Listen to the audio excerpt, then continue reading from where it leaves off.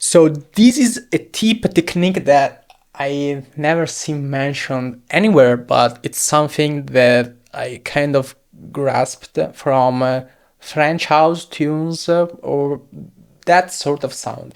And it's like looping a short section just to like transition to another one. I don't really know how I can express this concept, so let's dive into it. So here I have this section that I named loop a cazzo, which is in Italian means like fucking random loop. And so let's listen to the whole thing and you can get an idea.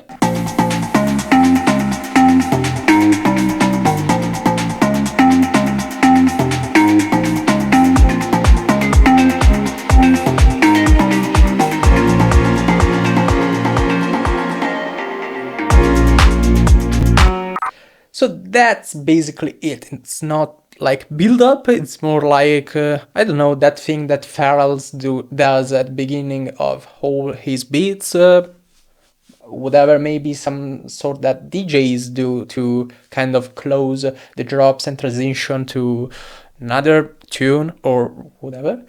Very simple. I basically picked the same part, looped it, and these are generally common build-up practices. There are some like build-up effects, ramping up, and then I just start back with the breakdown like it's all normal.